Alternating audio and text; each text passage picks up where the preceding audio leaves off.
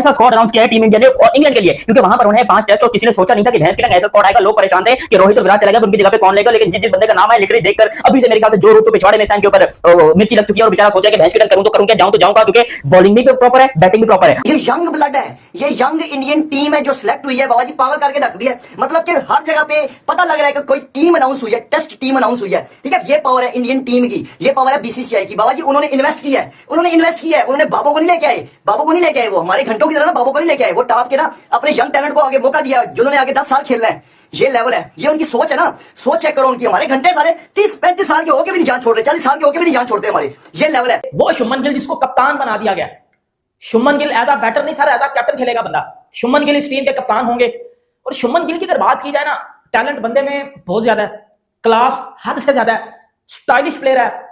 विराट कोहली के बाद अगर मुझे इंडियन टीम में कोई प्लेयर पसंद है जिसके बल्ले की जो साउंड है ना वो दिल को लगती है, वो शुभमन गिल है। और इसकी पिक्चर भी मैंने अपने स्टूडियो में लगा रखी हुई है। क्यों? और ये मैंने आज से 2-3 साल पहले लगा रखे हैं, तो मुझे पता था ये कितना क्लास का प्लेयर है, मुझे इतना पता है शुभमन गिल का। यहाँ इंग्लैंड की कंडीशन हो, कोहली ना हो, कोहली का एग्रेशन ना हो, इंग्लैंड की कंडीशन हो, रोहित फील्डिंग के ऊपर प्लेयर्स को बोल ना रहा हो, सब कुछ फीका फीका सा नहीं लग रहा? मुझे तो लग रहा है फीका।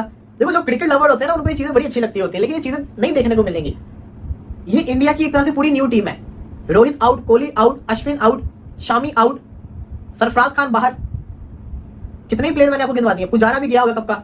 इंडिया के पुराने सारे निकल गए हैं। ये तो इंडिया एक न्यू स्क्वाड के साथ इतना से जा रहा है। शुभमन गिल कप्तान है, सही है। इनके कप्तानी का फैसला मैं बाद में करूंगा, लेकिन गिल होना चाहिए था। Jaiswal, Rahul, Sai Sudarshan, what a player. इसने साबित किया पीएसएल के अंदर, आईपीएल के अंदर बड़ी शानदार परफॉर्मेंस करके दिखाई है। बड़ा प्लेयर है, इसको खिलाना भी चाहिए। ईसा वारन, करुण नायक का कमबैक हो रहा है भाई साहब। डोमेस्टिक की परफॉर्मेंस उसने दे के जबरदस्ती टीम में आया और परफॉर्म करेगा। कुछ लोग कह रहे हैं कि बुमराह को नहीं कप्तान बनाएगा। मेरी बात सुनो, जसप्रीत बुमराह ग्रेटेस्ट बॉलर है इस जनरेशन का। उस पर जितना लोड कम दोगे ना उतना बेस्ट देगा आपको। तो मैं पहले दिन किसी हक में था ही नहीं कि बुमराह को कप्तानी वाला काम दिया जाए।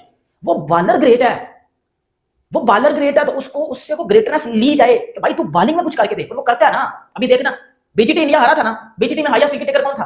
बुमराह। उसी सीरीज में उनके अपने स्टार हैजलवुड, बॉलैंड और कमिंस खेल रहे थे, बट बुमराह था। क्यों? बुमराह ग्रेट है यार, कोई दो राय है ही नहीं इसमें। तो बुमराह की बॉलिंग पे हमें कंसर्न करना चाहिए। कप्तानी नहीं मिली, वाइस कप्तान नहीं बना, उसको ये चीजें नहीं चाहिए।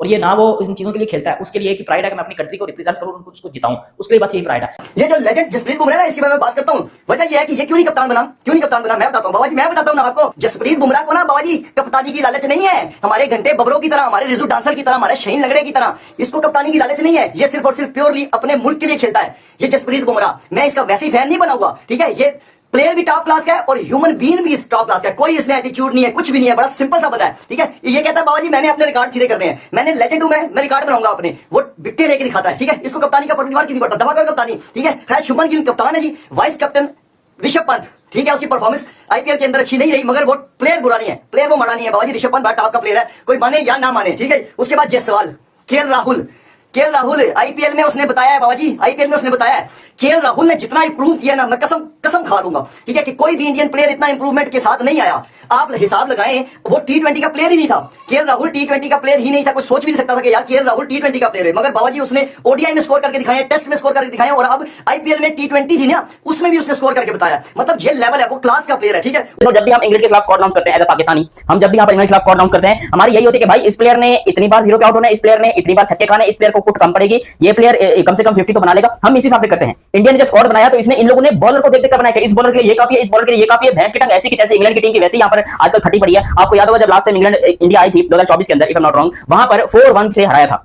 4-1 से इंडिया ने इंग्लैंड को हराया था। आप लोगों को याद होगा जिमी एंडरसन को 3 बॉलों पर 3 छक्के मारे थे हमारे यहाँ पर यशस्वी जायसवाल ने। शुभमन गिल पहली दफा टेस्ट क्रिकेट में एक्चुअली कप्तानी कर रहे हैं, क्योंकि आप खुद सोचिए रोहित शर्मा की अचानक रिटायरमेंट के बाद उनको नया कप्तान चाहिए था, और शुभमन गिल वो बंदा जिसको जगह पक्की करने में मुश्किल आ रही थी, क्योंकि जब न्यूजीलैंड की सीरीज हो रही थी उस टाइम के ऊपर शुभमन गिल की सिलेक्शन के ऊपर बहुत ज्यादा क्वेश्चन मार्क्स थे कि क्या शुभमन गिल को सिलेक्ट होना चाहिए या नहीं होना चाहिए।